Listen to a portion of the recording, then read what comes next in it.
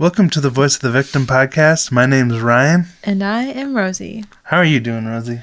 I'm doing well. I just had some coconut curry seafood soup, and it was delightful. That sounds delightful. I also have a burrito on my lap, aka the cat. Yeah. Just laying and chilling. You might hear some noises from him. Yeah. How are you, Ryan? I'm doing good. I know a lot of people might hate to hear this, but I'm excited about fall. It's my favorite time of the year, except for allergies. But I'm excited about fall too. It's like it finally hit, even though we're almost in November. The fall weather was just, the colors were here, but the weather was not. And today, it feels very fallish. yeah, I can't complain.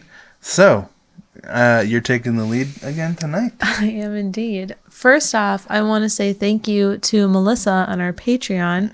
You put a couple of really sweet comments, and I have not been able to reply to them yet because for some reason, when I try to get on Patreon on my phone, which is when I remember to do that, it will not load and it will not let me write anything or see the post. But I want to say, Melissa, that I saw what you wrote and it was really sweet, and thank you. Yeah, thank you. We've been getting some really nice comments, emails from our listeners lately, and it's been very much appreciated. We always appreciate your encouragement because we need it, because this is it's hard to keep it going. So when we get positive feedback, it just makes it even more worth it. Yeah, we're really glad that there's people out there who appreciate what we do, and we're never going to quit doing it. Exactly. So, all right.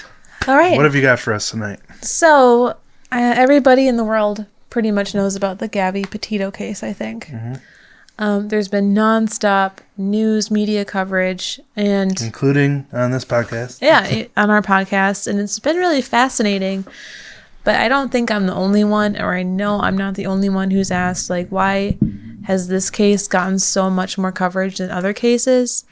We've been hearing a lot about the white missing woman syndrome, and I always wonder, like, okay, is that the problem, or are there other valid reasons behind someone not being covered as much as somebody else when it comes to a missing persons case? Well, I think with Gabby, part of it was because she was a social media, she was posting everything to social media. Mm-hmm. Exactly.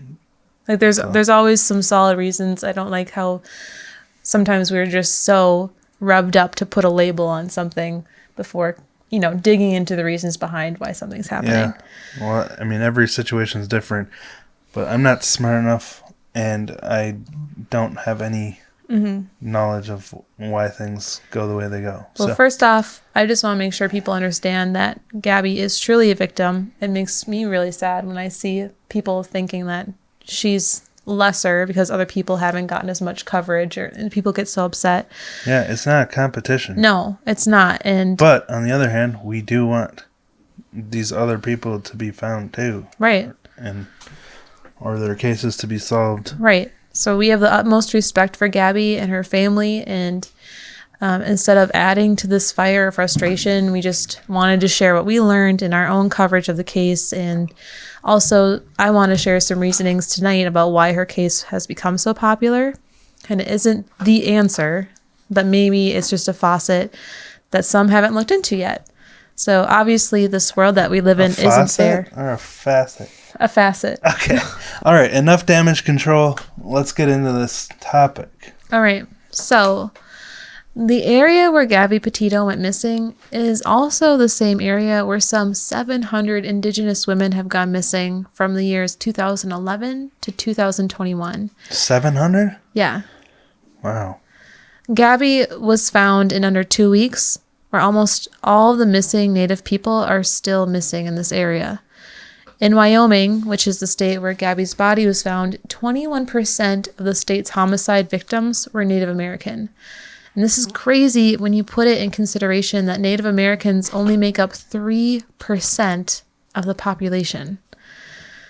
The Department of Justice reported that the murder rates of Native women is 10 times higher than the national average on some reservations. Gabby Petito had a large social media audience, and she was very active on social media, which we just talked about. And like we said, that really contributed to how much attention her case was getting. With a larger following, it's going to be easier to spread the word of her disappearance. So now I want to share some reasons why these other cases aren't being solved or publicized in big media.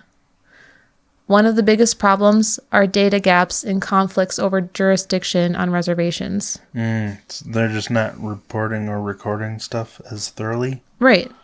Native American reservations are separate from the rest of the country. It's almost like a country within a country. Okay, so different jurisdictions, they're not sharing information across agencies. Right. Well, like they they're try. not sharing with the other police forces? Well, the relationship between reservations and the U.S. is like a government-to-government relationship. So federal, state, tribal, and local governments, they share responsibilities when it comes to the law. But it's really easy for things to slip through the cracks in this kind of system. Data gaps impact how law enforcement, either tribal or local, are able to follow up and handle cases. States have no authority over tribal governments unless authorized by Congress. So a lot of communication slips through the cracks when they're trying to talk about these cases and what needs to be done. Tribal. Well, it makes sense. I mean, they are living under their own government on the land that used to be theirs, and so it is going to be disconnected. Right. There's data gaps in ways of underreporting, lack of communication, racial misclassification. So often Native women are misclassified as Hispanic when they're actually Native or from a specific tribe. Oh. There's also some gender or racial biases and lack of law enforcement resources to follow through and close the cases. Research shows that in some cases, distrust of law enforcement causes delays in reporting missing persons. Stereotypes and prejudice can also play a factor in delayed or limited investigation. Jurisdictional conflicts mean white suspects often cannot be held responsible for crimes committed on tribal lands because they are not members of the reservation. What? Isn't that wild? Held responsible by who? By the tribal government.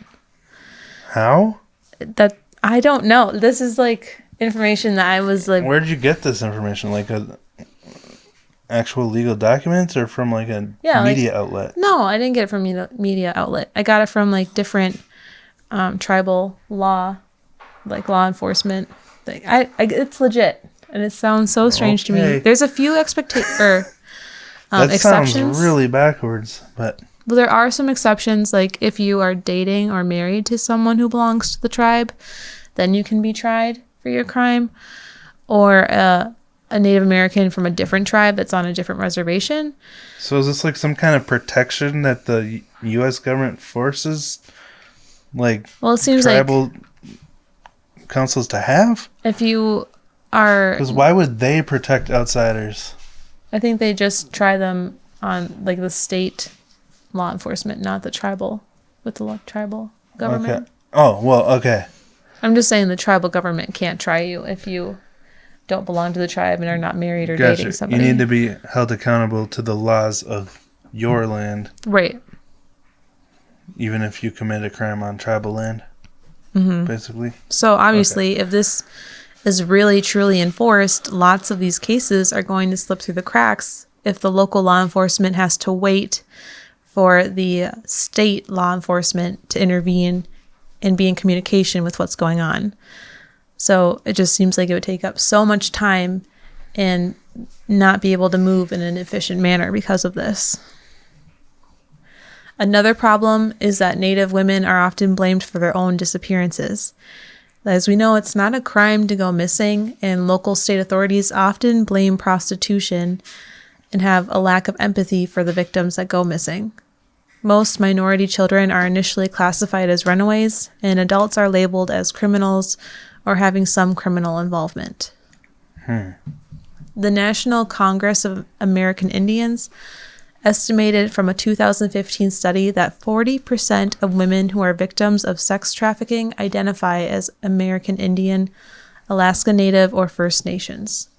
That's a huge chunk. What was the percentage? 40%. Okay. According to the U.S. Department of Justice, Native American women are 10 times more likely to be murdered than the national average. The Center for Disease Control and Prevention lists homicide as the third leading cause for death or of death for Native American women between the ages of 10 and 24. Why? Like, are they targeted because they're under different legal systems, or? Well, partially the problems would be because of substance abuse, lack of housing, unemployment. Who's, like, of who? Of people that live on the reservations in general. Oh, okay. Yeah. So people are just, like, angry because their lives are rough, or? I'm just reading the facts. Okay. Because it's easy to apply these big labels to I guess, explain away something. But I'm curious about, like, the actual, like, what's actually happening. Where's that data coming from? Well, I have done some research on multiple, like, different Native American or Indigenous peoples websites that are trying to make things better and different. Yeah. It just seems like it's almost like a whole different way of living on a reservation. It does seem like a problem that needs to be investigated and addressed, because 40% is huge. A massive chunk of all. You said they were 3% of the population total, but 40% homicide victims are Native American? I was talking about 3% in Wyoming at that point. Oh.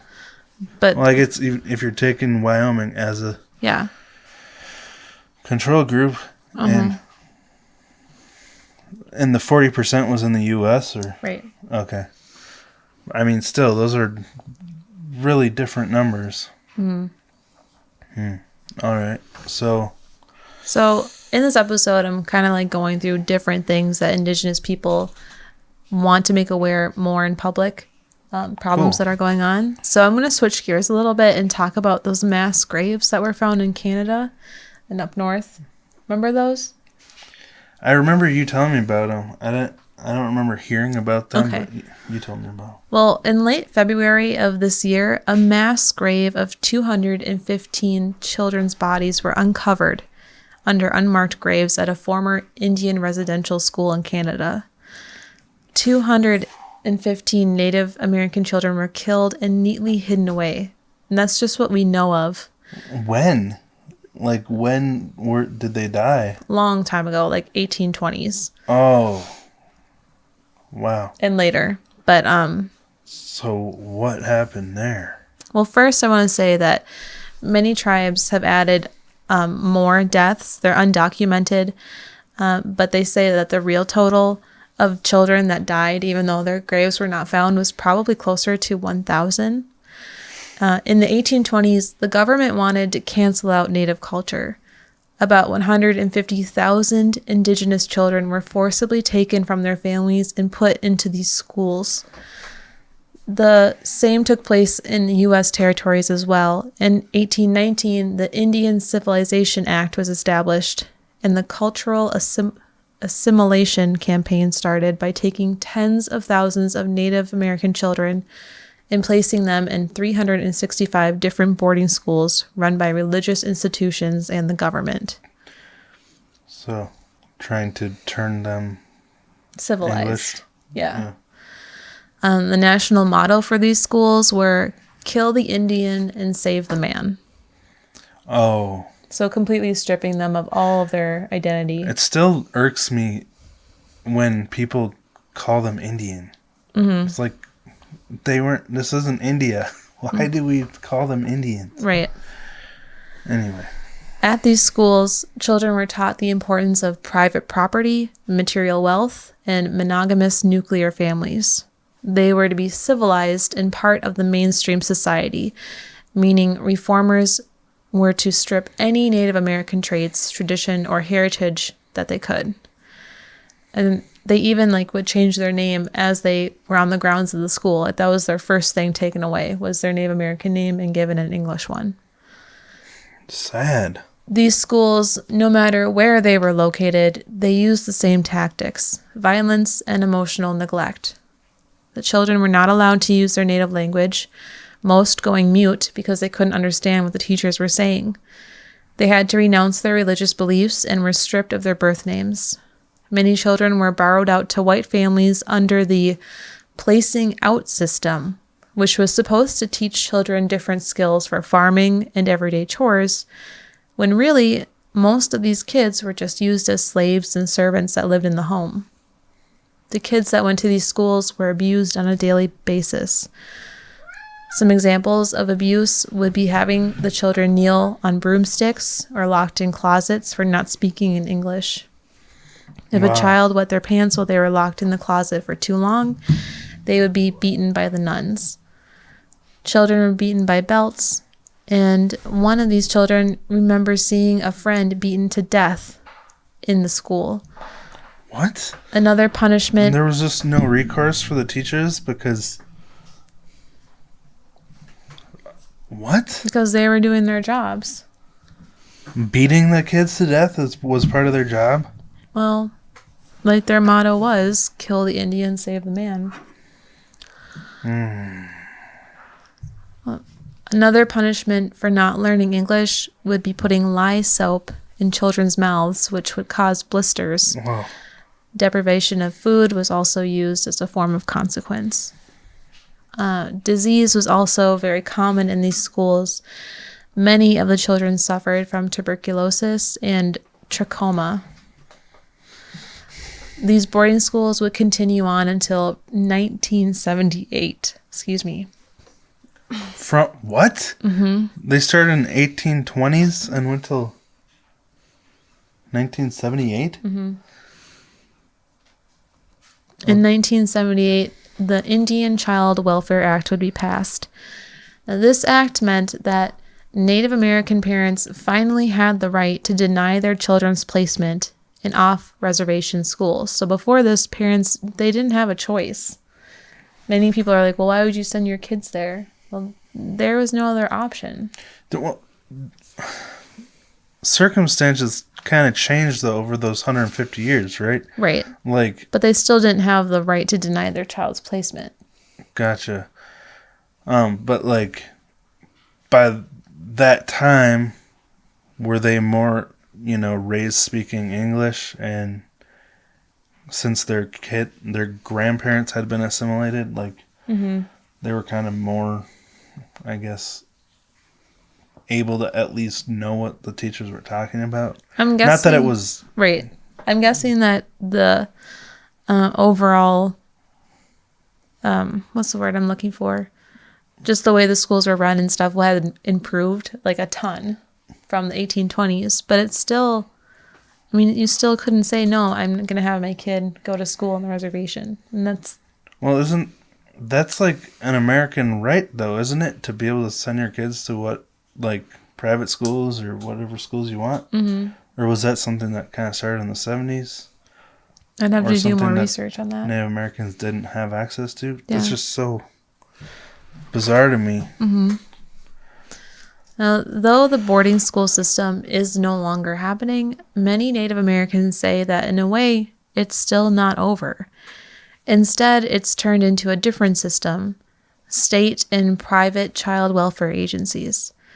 Native American children in Maine, for instance, are 5 times more likely to be placed in foster care than non-Native children. Why is that? Just a fact. Another interesting fact, Native American children put in the system are most likely put in non-Native foster homes. In 2019, a research study found that 70% of Cherokee kids in the Midwest have been placed in non-Native foster care homes. How many foster care homes do Native Americans have? I'm curious what the reason is that kids are ending up needing foster care. Mm-hmm. And, are there families in their communities that could even take them? Right. Well, I was just going to bring that up, is that when a kid is taken out of their household, usually they're given to relatives in the family. So what makes it so different that 70% of these children in the Midwest are just put in completely non-Native foster care homes instead of with other family members? So even if they have family members in their communities that could take them, they get placed in non-native. Right. Okay. Sorry, I'm not trying to play devil's advocate. I'm just trying to, like, understand. Because I don't like just reading stats. I like to understand where these stats came from and, like, the reasons behind them. So Yeah. Well, I'm going to switch courses again. So first we talked about missing Indigenous people, then the mass graves found, and now I want to talk a little bit about forced sterilization. Like I said before, I'm kind of going through a couple of different things that have been raised recently. okay. Because of the Family Planning Services and Population Research Act of 1970, physicians may have sterilized 25% of Native American females at childbearing ages, though there's actually evidence that this percentage is higher. Most of them had the procedure done by manipulation or intense pressure. A study shows that 3,406 Native American women were sterilized without their permission between 1973 and 1976 in the USA. What? Without their permission? Mm-hmm. And how do they do this? They, like, give them a hysterectomy? Or? Well, this is a good question. Usually this happened when they would go to reservation hospitals for checkups or other procedures. While they were under, the doctors would sterilize them. If they had given birth, doctors would sterilize them afterwards. If they needed small procedures done, doctors would sterilize them if they were put under with medication. This was in the 70s? Mm-hmm. And people still wonder why there's people who have trouble trusting the medical system, healthcare system. Now, it's interesting. This act is really similar to what Hitler did with his law for the prevention of genetically defective progeny that was passed in 1933. And this law established a network of 200 people who had the power to decide the fate of ones that were considered unfavorable for breeding. This network was called the Hereditary Health Courts. They would be responsible for 400,000 men and women that were sterilized against their will using cruel procedures that had been tested on prisoners in concentration camps, especially in Auschwitz or Ravensbrück. So this was sterilization of people who weren't even, like, in the concentration camps. They were just deemed unfit for breeding? Right. Now, this seems a little off topic, but Hitler wasn't the first to do this. He actually got this idea from the U.S. Between 1907 and 1939, over 30,000 Americans were targeted for sterilization. Native Americans or just in general? Just in general. They were either forced or it had been done unknowingly to them. Many of these sterilizations took place on poor, non-white, or foreigners, immigrants, who were incarcerated in prisons or in institutions for the mentally ill. And half the procedures were all done in the state of California. So I mention these because it's not a wild concept. This has been going on for centuries, pretty much. Wow. Decades. So does this tie back to why there's so much homicide in the Native American communities? Or is this just kind of like a stream of consciousness episode about... This is just like... Native American Yeah, this history. Is like me throwing out issues that have been recently brought up in the Indigenous peoples communities. Okay. Oh, that's right. Yeah. Sorry. So back on track here. These involuntary sterilizations to Native women have hugely affected their families and communities. Women have suffered higher rates of psychological problems, including depression, drug abuse, and alcoholism because of these sterilizations. By 1976, an estimated 25% of Native American women of childbearing age were sterilized. I think I said that before, actually. Can you imagine, though? Like, I know at this moment you don't want to have kids, but, like, can you imagine having that power just taken away from you? Right. I think that would be the hardest part. Because, I mean, I feel like a lot of women out there do want to have kids. And if it's one of those women and they lose that ability and it wasn't their choice, and it was forced on them by the people that they're supposed to be able to trust, of course you would need substances to get by and to be able to deal with just your own internal pain and getting through life. Like, well, yeah, and especially if you didn't know that it happened for a while, and then that's where your depression stemmed from. oh. Well, and not only losing the ability to have kids, but also it throws off your hormones. Right. Hormonal imbalance, and you don't even know why. Right. Let's talk about a few examples of how these sterilizations would happen. 2 15-year-old girls who lived on the Northern Cheyenne Reservation in Montana had to go to the hospital to get tonsillectomies. Montana, shout out to Brittany. Yeah. From Montana. Thanks for the really nice email. Did you reply to her? I did. Okay, good. Now, Ryan, what is a tonsillectomy? I know that you have had one in your lifetime. You get your tonsils taken out. Right. It's a pretty easy procedure. Those big things in the back of your throat. I don't have them, but I think most people do. They put you under for that. Yeah. Yeah. So these 2 teenage girls, 2 15-year-olds that got to the hospital to get their tonsillectomies, came out of operation and released with tubal ligations. What? So a tubal ligation procedure is done to sterilize females who are completely certain that they don't want a pregnancy. Okay, so did they ask for this? No, they were getting their tonsils taken out. And they're 15. Right. A different case is from a woman in LA, California, who was told her hysterectomy would be reversible. So she almost thought of it as like a type of birth control, like getting, that little thing in your arm, the bar. IUD? Yeah. Or whatever. She got the procedure done only to find out 6 years later when she wanted to have children that she couldn't, and it wasn't reversible at all. What? They told her they could reverse her hysterectomy? Mm-hmm. I know that seems hard to believe. Like, are you serious?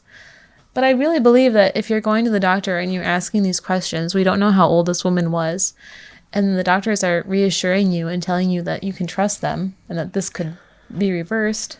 Yeah. Mm-hmm. Again, like I said before, like, these are the things to think about when you're like, why doesn't so-and-so just shut up and trust what the healthcare system's telling them? You know? Mm-hmm. There people do have reasons. Right. Other Native American women in the past have been given medical forms that they signed thinking it was for painkillers or appendectomies. Is that how you say it? Appendectomy, thank you. When really they were signing away their rights to reproduce. So it's just unbelievable. And what range was this? I believe until the late 80s or the late 70s. That's so recent. Yeah. That's like when my parents got married, which, isn't that long ago in the grand scheme of things. No. Back to our next topic about missing Native American women.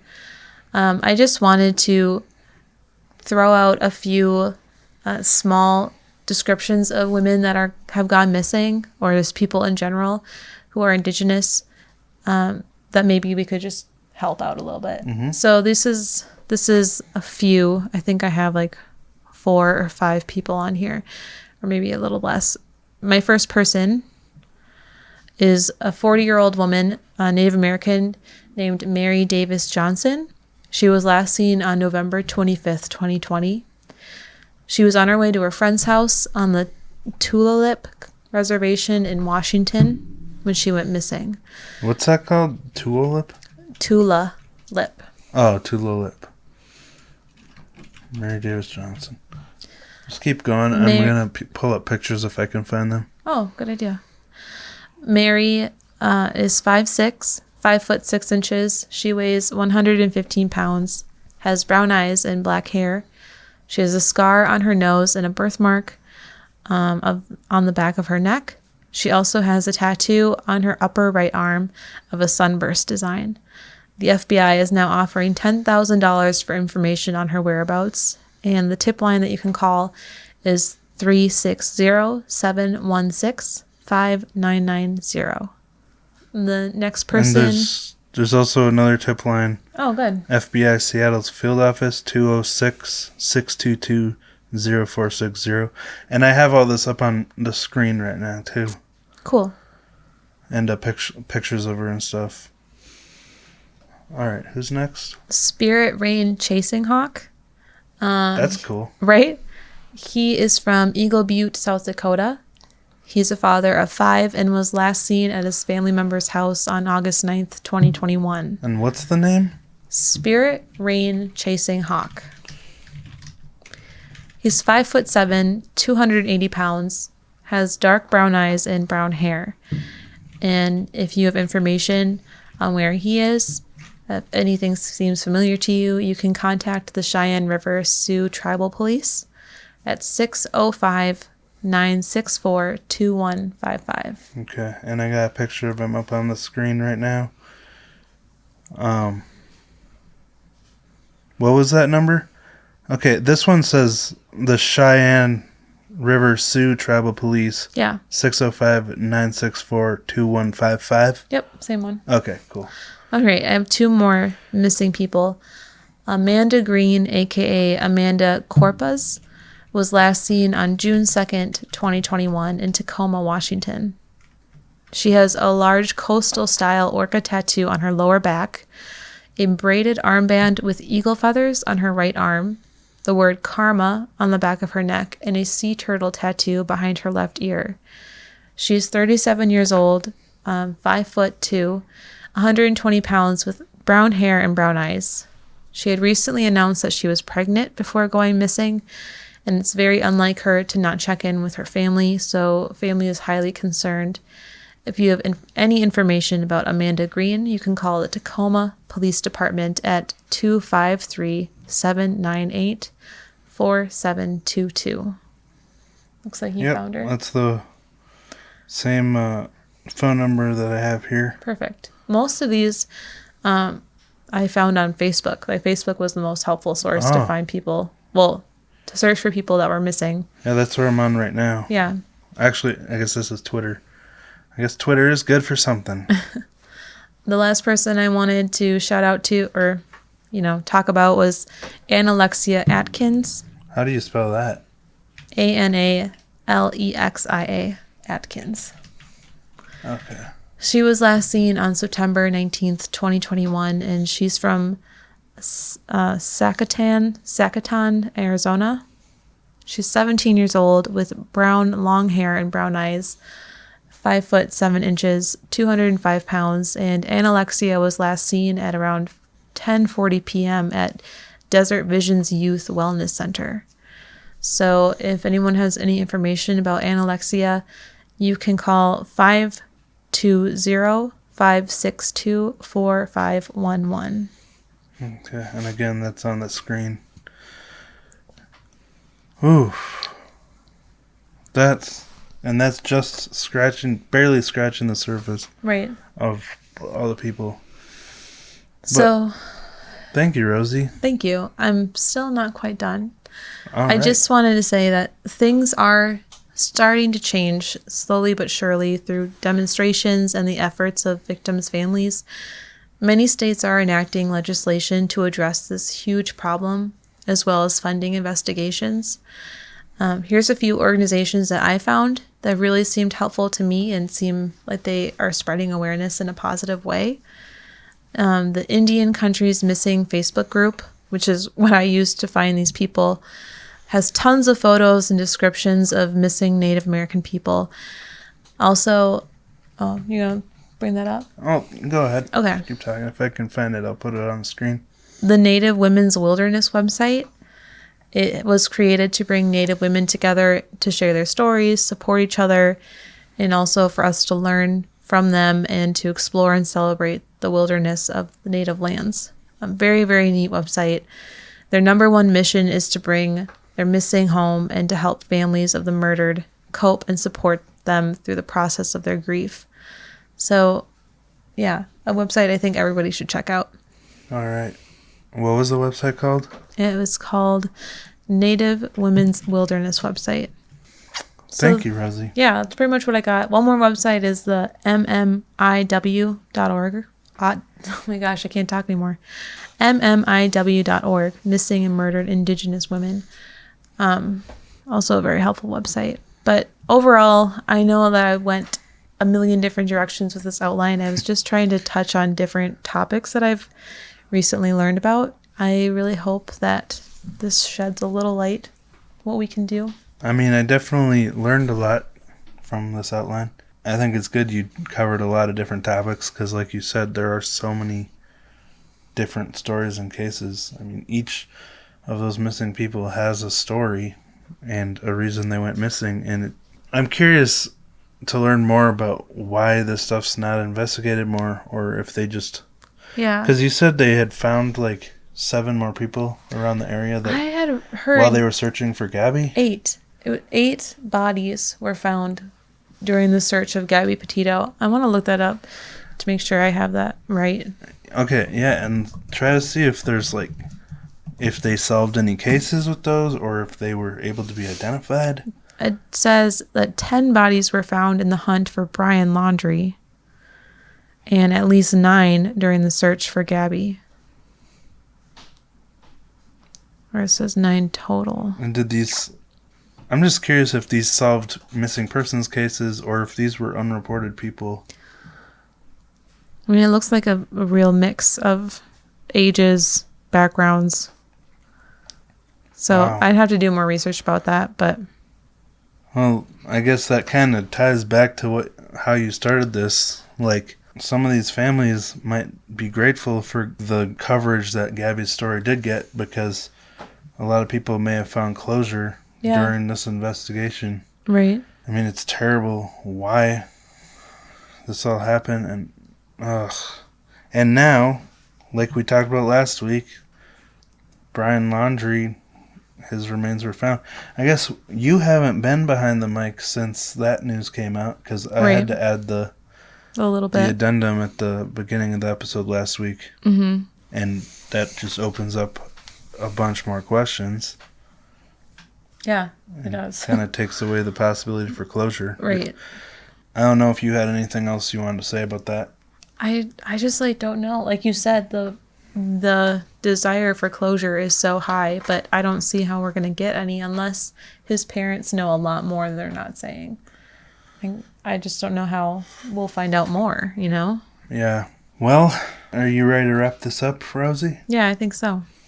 Well, thank you so much for listening. We appreciate you. Thank you so much to all our patrons for your continued support. We're really grateful for that. We did get a new patron. Who is it? Let me look it up really quick. All right.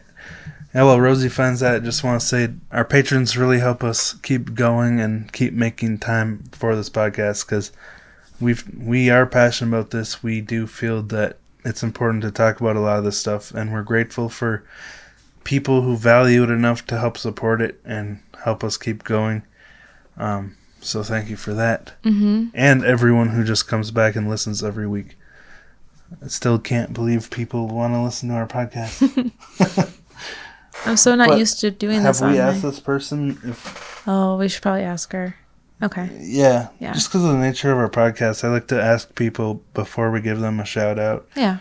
But we will message you, new patrons. And, feel free to reach out to us before we reach out to you and just let us know. Well, thank you so much for listening. Thank you, guys. Thank you, Rosie, for making the episode. Thank you. Research. Thank you for listening. We'll talk to you next time. Bye.